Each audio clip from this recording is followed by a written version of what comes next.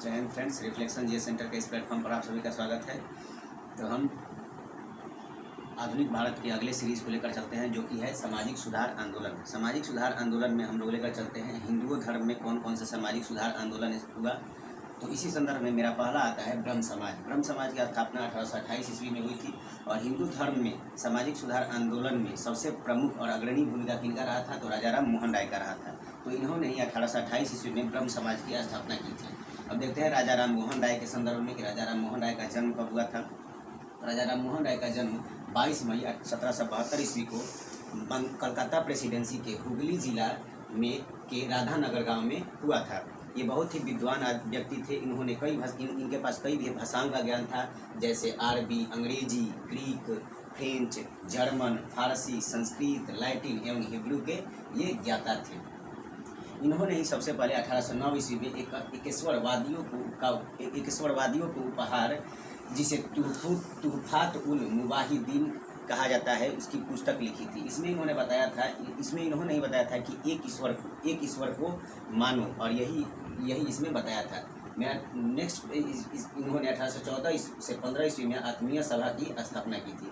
1816 ईस्वी में इन्होंने वेदांत सोसाइटी की स्थापना की थी तथा 1820 ईस्वी में इन्होंने एक पुस्तक लिखी थी जिसका नाम था प्रीसेप्ट्स ऑफ जीसस नामक पुस्तक लिखी थी। इन्होंने बांग्ला भाषा में संवाद कौमुदी नामक तथा फारसी भाषा में मिरातुल अखबार नामक प्रकाशन किया था। इन्होंने संवाद कौमुदी में ही हिंदू धर्म में व्याप्त एक बहुत ही, जो कह सकते हैं, बहुत ही व्यापक तरीके से चलने वाला एक प्रथा था जिसका नाम था सती प्रथा। उसका इन्होंने इसी में प्रकाशन किया था, संवाद कौमुदी में ही। और इन्हीं के प्रयासों से सती प्रथा का भारत से उन्मूलन हुआ 1829 ईस्वी में लॉर्ड विलियम बेंटिंक के कार्यकाल में। इन्होंने ही हिंदू धर्म के कुप्रथाओं के विरुद्ध आवाज़ उठाया, जिस कारण इन्हें भारतीय पुनर्जागरण का पिता या आधुनिक भारत का अग्रदूत कहा जाता है। इन्होंने ही क्या किया था, डेविड हेयर की सहायता से हिंदू कॉलेज की स्थापना की थी तथा इनकी मृत्यु ब्रिस्टल में हो गई। उसके बाद क्या हुआ कि ब्रह्म समाज, इनके ही दो शिष्य थे, जिनका एक पहले का नाम था देवेंद्रनाथ टैगोर, उसके बाद केशव चंद्र सेन। इनके मृत्यु के बाद ब्रह्म समाज दो भागों में, यानी कह लीजिए कि विभक्त हो गया ब्रह्म समाज। यानी कि देवेंद्रनाथ टैगोर ने आदि ब्रह्म समाज की स्थापना की तथा केशव चंद्र सेन ने वेद समाज की स्थापना की। देवेंद्रनाथ टैगोर ने ही 1839 ईस्वी में तत्वबोधनी सभा की भी स्थापना की थी। बाद में क्या हुआ कि वेद समाज का पुनः विभाजन हो गया साधारण ब्रह्म समाज में। उसके बाद मेरा आता है अगला हिंदू समाज सुधार के अंतर्गत आर्य समाज। आर्य समाज के संस्थापक दयानंद सरस्वती थे। इन्होंने मुंबई में आर्य समाज की स्थापना की थी। इसकी एक शाखा लाहौर में भी थी। दयानंद सरस्वती का जन्म 1824 ईस्वी में गुजरात के काठियावाड़ प्रांत में हुआ था। इनका बचपन का नाम मूल शंकर था तथा इनका गुरु का नाम स्वामी पूर्णानंद था। इनके गुरु स्वामी पूर्णानंद ने ही इनका नाम मूल शंकर से दयानंद सरस्वती रख दिया था। आर्य समाज में हिंदू धर्म में जो चली आ रही बहुत सारे कुप्रथाओं के विरुद्ध आवाज़ उठाई, जैसे कि सती प्रथा के विरुद्ध, बाल विवाह, पर्दा प्रथा का विरुद्ध तथा इन्होंने महिला शिक्षा एवं विधवा पुनर्विवाह का समर्थन किया। दयानंद सरस्वती को भारत का मार्टिन लूथर किंग भी कहा जाता है। आर्य समाज का नारा था भारत भारतीयों के लिए तथा दयानंद सरस्वती का नारा था वेदों की ओर लौटो। इनकी मृत्यु राजस्थान के अजमेर में हो गई थी। इसके बाद इनकी मृत्यु के बाद क्या हुआ कि पाश्चात्य शिक्षा के जो विरोधी थे, पाश्चात्य शिक्षा कहने का मतलब जो अंग्रेजी शिक्षा को प्रभुत्व देते हो, उन्हें पाश्चात्य शिक्षा के विरोधी कहा जाता था।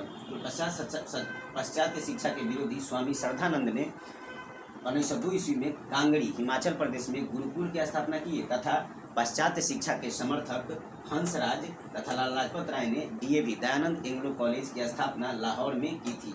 यही डीएवी कॉलेज आगे चलकर आज के समय में भारत के लगभग हर एक जिलों में स्थापित कर दी गई हैं। मेरा अगला आता है हिंदू समाज सुधार आंदोलन के तहत प्रार्थना समाज के संस्थापक केशव चंद्र सेन थे। केशव चंद्र सेन से प्रभावित होकर आत्माराम पांडुकर तथा महादेव गोविंद रानाडे ने किया था। महादेव गोविंद रानाडे को पश्चिम भारत में सांस्कृतिक पुनर्जागरण का अग्रदूत भी कहा जाता है तथा इन्हें यानी महादेव गोविंद रानाडे को महाराष्ट्र का सुकरात भी कहा जाता है।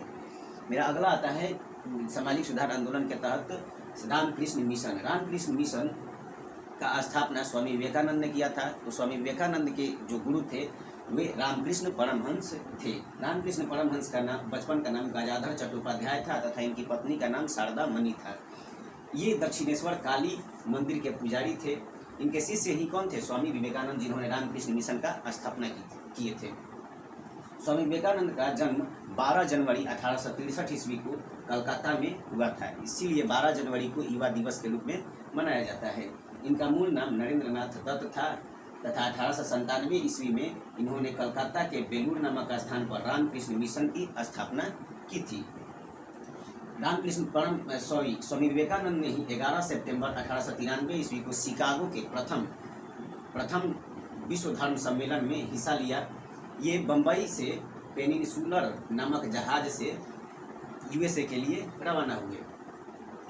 इनको विश्व धर्म सम्मेलन में हिस्सा लेने का प्रयास किसके द्वारा किया गया था? मिसेज हॉल नामक महिला के प्रयास से ही इनको क्या मिला था?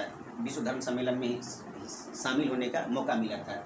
उसके बाद जब ये विश्व धर्म सम्मेलन में हिस्सा लिए थे तो उसी समय आयरिश महिला मार्गरेट नोबेल इनकी शिष्या बनी, जिन्हें जो यही आगे चलकर क्या बन गई? सिस्टर निवेदिता बन गई।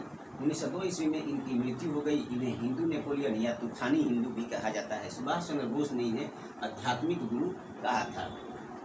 इसके बाद मेरा अगला समाज सुधार आंदोलन के तहत मेरा अगला संगठन आता है जिसका नाम था थियोसॉफिकल सोसाइटी। थियोसॉफिकल सोसाइटी की स्थापना 1875 ईस्वी में ब्लावटस्की व कर्नल अलकाट ने न्यूयॉर्क में की थी।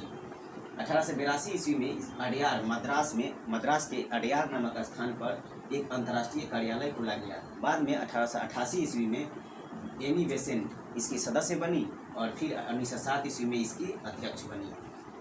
1898 ईस्वी में बनारस में सेंट्रल हिंदू कॉलेज की स्थापना एनी बेसेंट ने की थी, जो आगे चलकर 1916 में मदन मोहन मालवीय के सहयोग से यही central Hindu college BHU Banaras Hindu college के नाम से विख्यात हुआ। मेरा अगला संगठन आया यंग बंग आंदोलन।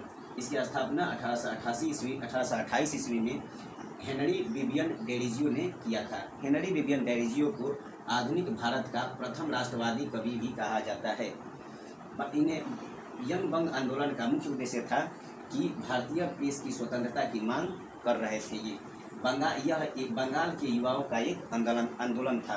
तो ये मेरा रहा हिंदू सामाजिक सुधार आंदोलन के संदर्भ में हिंदुओं ने क्या क्या किया। और इसका मेरा नेक्स्ट पार्ट आएगा कि सामाजिक सुधार आंदोलन के तहत मुस्लिमों ने क्या अपनी सहभागिता दी थी। तो ये मेरा रहा आज का सेशन। जय हिंद।